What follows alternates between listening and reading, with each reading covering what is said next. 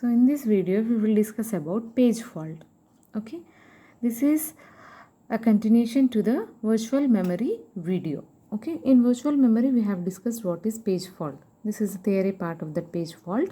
Okay, a page fault occurs when a program attempts to access a block of memory that is not stored in the physical memory or RAM. Physical memory, RAM is same. We will see with an diagram. So here in virtual memory we have discussed about this. So if process P1 page 2, if CPU want to execute process 1 page 2, then the CPU will check in the page table, because secondary memory logical address, main memory physical address are different. So CPU always checks the page table, and page table consists of both physical address and logical address. So mapping is done in the page table and it is stored in the page table. So every time whenever CPU want to execute any process, then it will look into the page table first. Okay.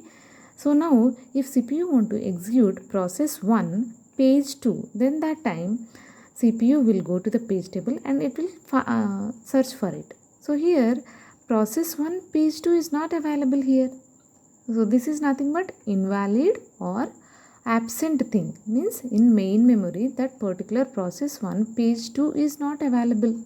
So that is considered as invalid or absent thing, which is known as page fault.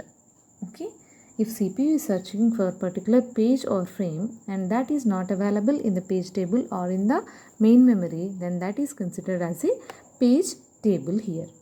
Okay.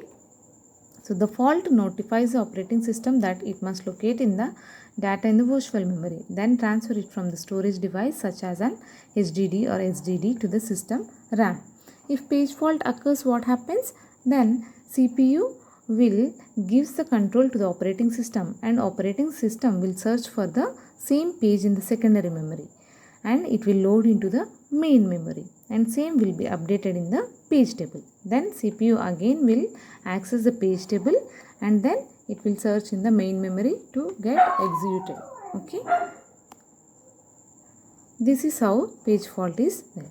Steps for handling page fault. The main memory address requested is first checked to make sure it was a valid memory request. So this is the theory part. You can take a screenshot of this. Okay, thank you.